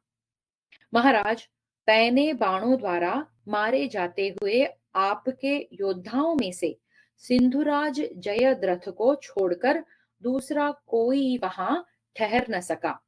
भरत श्रेष्ठ, तब पुरुष प्रवर सुभद्रा कुमार अभिमन्यु ने शंख बजाकर पुनः शीघ्र ही भारतीय सेना पर धावा किया। सूखे जंगल में छोड़ी हुई आग के समान वेग से शत्रुओं को दग्ध करता हुआ अभिमन्यु कौरव सेना के बीच में विचरने लगा। उस सेना में प्रवेश करके उसने अपने तीखे बाणों द्वारा रथों, हाथियों, घोड़ों और पैदल मनुष्यों को पीड़ित करते हुए सारी रणभूमि को बिना मस्तक के शरीरों से पाट दिया। सुभद्रा कुमार के धनुष से छूटे हुए उत्तम बाणों से क्षत विक्षत हो आपके सैनिक अपने जीवन की रक्षा के लिए सामने आए हुए अपने ही पक्ष के योद्धाओं को मारते हुए भाग चले। अभिमन्यु के वे भयंकर कर्म करने वाले घोर तीक्ष्ण और बहुसंख्यक विपाठ नामक बाण आपके रथों हाथियों और घोड़ों को नष्ट करते हुए शीघ्र ही धरती में समा जाते थे। उस युद्ध में आयुध दस्ताने गदा और बाजूबंद सहित वीरों की सुवर्ण भूषित सुवर्ण भूषण भूषित भुजाएं कट कर गिरी हुई दिखाई देती थी। उस युद्ध भूमि में धनुष बाण खड्ग शरीर तथा हार और कुंडलों से विभूषित मस्तक सहस्रों की संख्या में छिन्न भिन्न होकर पड़े थे। आवश्यक सामग्री बैठक ईशादंड बंधुर अक्ष पहिए जुए चूर चूर और टुकड़े टुकड़े होकर गिरे थे। शक्ति धनुष खड्ग गिरे हुए विशाल ध्वज ढाल और बाण भी छिन्न भिन्न होकर सब ओर बिखरे पड़े थे। प्रजानाथ बहुत से क्षत्रिय घोड़े और हाथी भी मारे गए थे। इन सब के कारण वहां की भूमि क्षण भर में अत्यंत भयंकर और अगम्य हो गई थी। बाणों की चोट खाकर परस्पर क्रंदन करते हुए राजकुमारों का महान शब्द सुनाई पड़ता था, जो कायरों का भय बढ़ाने वाला था। भरत श्रेष्ठ वह शब्द संपूर्ण दिशाओं को प्रतिध्वनित कर रहा था। सुभद्रा कुमार श्रेष्ठ घोड़ों रथों और हाथियों का संहार करता हुआ कौरव सेना पर टूट पड़ा था। सूखे जंगल में छोड़ी हुई आग की भांति अर्जुन कुमार अभिमन्यु वेग से शत्रुओं को दग्ध करता हुआ कौरव सेनाओं के बीच में दृष्टिगोचर हो रहा था। भारत धूल से आच्छादित हुई सेना के भीतर संपूर्ण दिशाओं और विदिशाओं में विचरते हुए अभिमन्यु को उस समय हम लोग देख नहीं पाते थे। भरत नंदन हाथियों घोड़ों और पैदल सैनिकों की आयु को छीनते हुए अभिमन्यु को हमने क्षण भर में दोपहर के सूर्य की भांति शत्रु सेना को पुनः तपाते देखा। महाराज इंद्र कुमार अर्जुन का वह पुत्र युद्ध में इंद्र के समान पराक्रमी जान पड़ता था। जैसे पूर्व काल में पराक्रमी कुमार कार्तिकेय असुरों की सेना में उसका संहार करते हुए सुशोभित होते थे, उसी प्रकार अभिमन्यु कौरव सेना में विचरता हुआ शोभा पा रहा था। इस प्रकार श्री महाभारत द्रोण पर्व के अंतर्गत अभिमन्यु वध पर्व में अभिमन्यु का पराक्रम विषयक 41वां अध्याय पूरा हुआ। द्विचत्वारिंशोऽध्यायः अभिमन्यु के पीछे जाने वाले पांडवों को जयद्रथ का वर के प्रभाव से रोक देना। धृतराष्ट्र उवाच धृतराष्ट्र बोले, संजय अत्यंत सुख में पला हुआ वीर बालक अभिमन्यु युद्ध में कुशल था। उसे अपने बाहुबल पर गर्व था। वह उत्तम कुल में उत्पन्न होने के कारण अपने शरीर को निछावर करके युद्ध कर रहा था। जिस समय वह 3 साल की अवस्था वाले उत्तम घोड़ों के द्वारा मेरी सेना में प्रवेश कर रहा था, उस समय युधिष्ठिर की सेना से क्या कोई बलवान वीर उसके पीछे पीछे व्यूह के भीतर आ सका था? संजय उवाच संजय ने कहा, राजन, युधिष्ठिर भीमसेन शिखंडी सात्यकी नकुल सहदेव धृष्टद्युम्न विराट द्रुपद केकय राजकुमार रोष में भरा हुआ धृष्टकेतु तथा मत्स्य देशीय योद्धा ये सब के सब युद्ध स्थल में आगे बढ़े। अभिमन्यु के ताऊ चाचा तथा मामागण अपनी सेना को व्यूह द्वारा संगठित करके प्रहार करने के लिए उद्यत हो अभिमन्यु की रक्षा के लिए उसी के बनाए हुए मार्ग से व्यूह में जाने के उद्देश्य से एक साथ दौड़ पड़े। उन शूर वीरों को आक्रमण करते देख आपके सैनिक भाग खड़े हुए। आपके पुत्र की विशाल सेना को रण से विमुख हुई देख उसे स्थिरता पूर्वक स्थापित करने की इच्छा से आपका तेजस्वी जामाता जयद्रथ वहां दौड़ा हुआ आया। महाराज, सिंधु नरेश ने सिंधु नरेश के पुत्र राजा जयद्रथ ने अपने पुत्र को बचाने की इच्छा रखने वाले कुंती कुमारों को सेना सहित आगे बढ़ने से रोक दिया। जैसे हाथी नीची भूमि में आकर वहीं से शत्रु का निवारण करता है, उसी प्रकार भयंकर एवं महान धनुष धारण करने वाले वृद्ध क्षत्र कुमार जयद्रथ ने दिव्यास्त्रों का प्रयोग करके शत्रुओं की प्रगति रोक दी। धृतराष्ट्र उवाच, धृतराष्ट्र ने कहा, संजय, मैं तो समझता हूं सिंधुराज जयद्रथ पर यह बहुत बड़ा भार आ पड़ा था, जो अकेले होने पर भी उसने पुत्र की रक्षा के लिए उत्सुक एवं क्रोध में भरे हुए पांडवों को रोका। सिंधुराज में ऐसे बल और शौर्य का होना मैं अत्यंत आश्चर्य की बात मानता हूँ। महामना, जयद्रथ के बल और श्रेष्ठ पराक्रम का मुझसे विस्तार पूर्वक वर्णन करो। सिंधुराज ने कौन सा ऐसा दान, होम, यज्ञ अथवा उत्तम तप किया था जिससे वह अकेला ही समस्त पांडवों को रोकने में समर्थ हो सका? सुधा शिरोमणि सूत, जयद्रथ में जो इंद्रिय संयम अथवा ब्रह्मचर्य हो वह बताओ।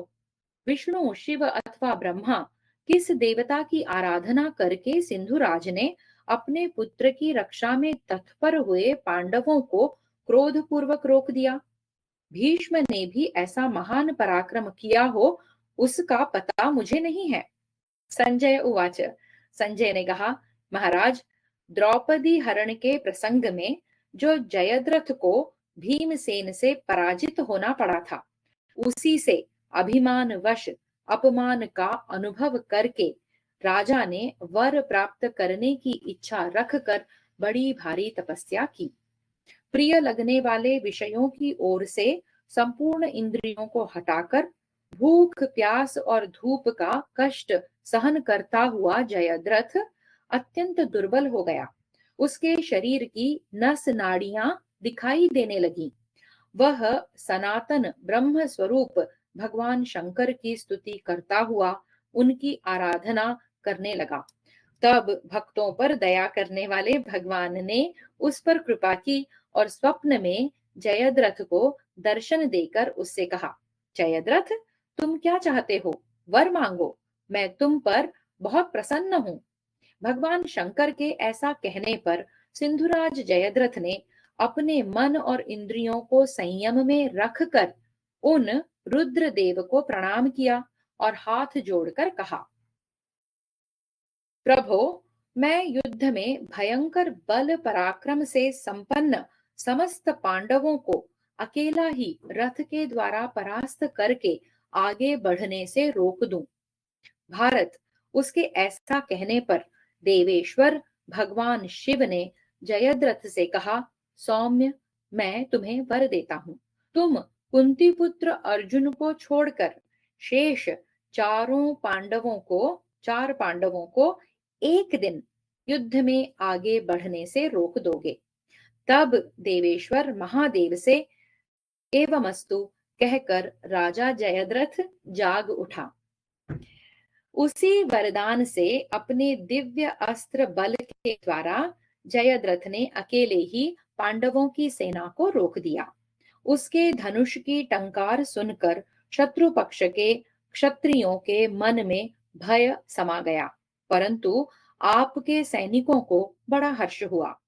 राजन, उस समय सारा भार जयद्रथ के ही ऊपर पड़ा देख आपके क्षत्रिय वीर कोलाहल करते हुए जिस ओर युधिष्ठिर की सेना थी उसी ओर टूट पड़े। इस प्रकार श्री महाभारत द्रोण पर्व के अंतर्गत अभिमन्यु वध पर्व में जयद्रथ युद्ध विषयक 42वां अध्याय पूरा हुआ। त्रिचत्वारिंशोऽध्यायः पांडवों के साथ जयद्रथ का युद्ध और व्यूह द्वार को रोक रखना। संजय उवाच, संजय कहते हैं, राजेंद्र, आप मुझसे जो सिंधुराज जयद्रथ के पराक्रम का समाचार पूछ रहे हैं, वह सब सुनिए। उसने जिस प्रकार पांडवों के साथ युद्ध किया था, वह सारा वृत्तांत बताऊंगा। सारथी के वश में रहकर अच्छी तरह सवारी का काम देने वाले, वायु के समान वेगशाली तथा नाना प्रकार की चाल दिखाते हुए चलने वाले सिंधु देशीय विशाल अश्व जयद्रथ को वहन करते थे। विधि पूर्वक सजाया हुआ उसका रथ गंधर्व नगर के समान जान पड़ता था। उसका रजत निर्मित एवं वाराह चिन्ह से युक्त महान ध्वज उसके रथ की शोभा बढ़ा रहा था। श्वेत छत्र, पताका, चमर और व्यजन, इन राज चिन्हों से वह आकाश में चंद्रमा की भांति सुशोभित हो रहा था। उसके रथ का मुक्ता, मणि, सुवर्ण तथा हीरों से विभूषित लोहमय आवरण नक्षत्रों से व्याप्त हुए आकाश के समान सुशोभित होता था। उसने अपना विशाल धनुष फैलाकर बहुत से बाण समूहों की वर्षा करते हुए व्यूह के उस भाग को योद्धाओं द्वारा भर दिया जिसे अभिमन्यु ने तोड़ डाला था।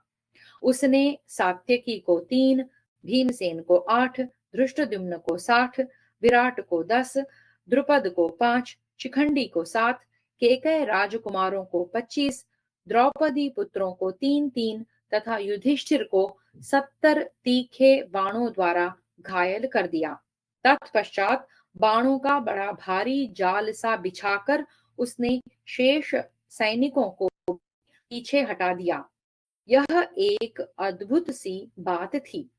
तब प्रतापी राजा धर्मपुत्र युधिष्ठिर ने एक तीखे और पानीदार भल्ल के द्वारा उसके धनुष को काटने की घोषणा करके हंसते हंसते काट डाला। उस समय जयद्रथ ने पलक मारते मारते दूसरा धनुष हाथ में लेकर युधिष्ठिर को 10 तथा अन्य वीरों को 3-3 बाणों से बींध डाला। उसकी इस फुर्ती को देख और समझकर भीमसेन ने 3-3 भल्लों द्वारा उसके धनुष, ध्वज और छत्र को शीघ्र ही पृथ्वी पर काट गिराया। आर्य तब उस बलवान वीर ने दूसरा धनुष ले उस पर प्रत्यंचा चढ़ाकर भीम के धनुष, ध्वज और घोड़ों को धराशायी कर दिया। धनुष कट जाने पर अपने अश्वहीन उत्तम रथ से कूदकर भीमसेन सात्यकी के रथ पर जा बैठे, मानो कोई सिंह पर्वत के शिखर पर जा चढ़ा हो। सिंधुराज के उस अद्भुत पराक्रम को जो सुनने पर विश्वास करने योग्य नहीं था, प्रत्यक्ष देख आपके सभी सैनिक अत्यंत हर्ष में भरकर उसे साधुवाद देने लगे। जयद्रथ ने अकेले ही अपने अस्त्रों के तेज से जो क्रोध में भरे हुए पांडवों को रोक लिया, उसके उस पराक्रम की सभी प्राणी प्रशंसा करने लगे। सुभद्रा कुमार अभिमन्यु ने पहले गजारोहियों सहित बहुत से गजराजों को मारकर व्यूह में प्रवेश करने के लिए जो पांडवों को मार्ग दिखा दिया था, उसे जयद्रथ ने बंद कर दिया। वे वीर, मत्स्य, पांचाल, केकय तथा पांडव बारंबार प्रयत्न करके व्यूह पर आक्रमण करते थे, परंतु सिंधुराज के सामने टिक नहीं पाते थे। आपका जो जो शत्रु द्रोणाचार्य के व्यूह को तोड़ने का प्रयत्न करता, उसी उसी श्रेष्ठ वीर के पास पहुंचकर जयद्रथ उसे रोक देता था। इस प्रकार श्री महाभारत द्रोण पर्व के अंतर्गत अभिमन्यु वध पर्व में जयद्रथ का युद्ध विषयक 43वां अध्याय पूरा हुआ। चतुश्चत्वारिंशोऽध्यायः। अभिमन्यु का पराक्रम और उसके द्वारा वसातीय आदि अनेक योद्धाओं का वध। संजय उवाच। संजय कहते हैं, राजन, विजय की अभिलाषा रखने वाले पांडवों को जब सिंधुराज जयद्रथ ने रोक दिया, उस समय आपके सैनिकों का शत्रुओं के साथ बड़ा भयंकर युद्ध हुआ। तदनंतर सत्य प्रतिज्ञ, दुर्धर्ष और तेजस्वी वीर अभिमन्यु ने आपकी सेना के भीतर घुसकर इस प्रकार तहलका मचा दिया, जैसे बड़ा भारी मगर समुद्र में हलचल पैदा कर देता है। इस प्रकार बाणों की वर्षा से कौरव सेना में हलचल मचाते हुए शत्रु दमन सुभद्रा कुमार पर आपकी सेना के प्रधान प्रधान महारथियों ने एक साथ आक्रमण किया। उस समय अति तेजस्वी कौरव योद्धा परस्पर सटे हुए बाणों की वर्षा कर रहे थे। उनके साथ अभिमन्यु का भयंकर युद्ध होने लगा। यद्यपि शत्रुओं ने अपने रथ समूह के द्वारा अर्जुन कुमार अभिमन्यु को सब ओर से घेर लिया था, तो भी उसने वृषसेन के सारथी को घायल करके उसके धनुष को भी काट डाला। तब बलवान वृषसेन अपने सीधे जाने वाले बाणों द्वारा अभिमन्यु के घोड़ों को बींधने लगा। इससे उसके घोड़े हवा के समान वेग से भाग चले। इस प्रकार उन अश्वों द्वारा वह रणभूमि से दूर पहुंचा दिया गया। अभिमन्यु के कार्य में इस प्रकार विघ्न आ जाने से वृषसेन का सारथी अपने रथ को वहां से दूर हटा ले गया। इससे वहां जुटे हुए रथियों के समुदाय हर्ष में भरकर बहुत अच्छा कहते हुए कोलाहल करने लगे। तदनंतर सिंह के समान अत्यंत क्रोध में भरकर अपने बाणों द्वारा शत्रुओं को मथते हुए अभिमन्यु को समीप आते देख वसातीय तुरंत वहां उपस्थित हो उसका सामना करने के लिए गया। उसने अभिमन्यु पर सुवर्ण में पंख वाले 60 बाण बरसाए और कहा, अब तू मेरे जीते जी इस युद्ध में जीवित नहीं छूट सकेगा। तब अभिमन्यु ने लोहमय कवच धारण करने वाले वसातीय को दूर तक के लक्ष्य को मार गिराने वाले बाण द्वारा उसकी छाती में चोट पहुंचाई, जिससे वह प्राणहीन होकर पृथ्वी पर गिर पड़ा। राजन वसातीय को मारा गया देख क्रोध में भरे हुए क्षत्रिय शिरोमणि वीरों ने आपके पौत्र अभिमन्यु को मार डालने की इच्छा से उस समय चारों ओर से घेर लिया। वे अपने नाना प्रकार के धनुषों की बारंबार टंकार करने लगे। सुभद्रा कुमार का शत्रुओं के साथ वह बड़ा भयंकर युद्ध हुआ।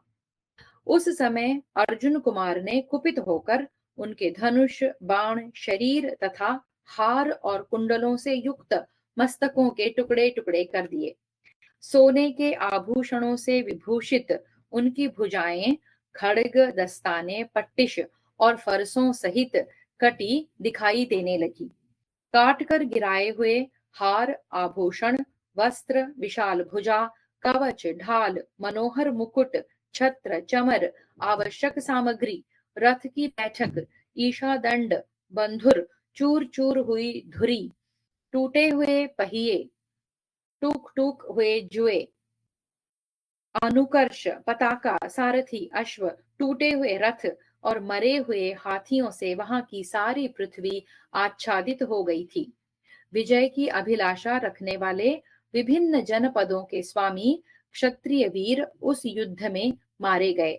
उनकी लाशों से पटी हुई पृथ्वी बड़ी भयानक जान पड़ती थी। उस रण क्षेत्र में कुपित होकर संपूर्ण दिशा विदिशाओं में विचरते हुए अभिमन्यु का रूप अदृश्य हो गया था। उसके कवच आभूषण धनुष बाण के जो जो अवयव सुवर्ण में थे, केवल उन्हीं को हम दूर से देख पाते थे। अभिमन्यु जिस समय बाणों द्वारा योद्धाओं के प्राण ले रहा था और व्यूह के मध्य भाग में सूर्य के समान खड़ा था, उस समय कोई वीर उसकी ओर आंख उठाकर देखने का साहस नहीं कर पाता था। इस प्रकार श्री महाभारत द्रोण पर्व के अंतर्गत अभिमन्यु वध पर्व में अभिमन्यु का पराक्रम विषयक 44वां अध्याय पूरा हुआ। हरि ओम। श्री कृष्णार्पणमस्तु।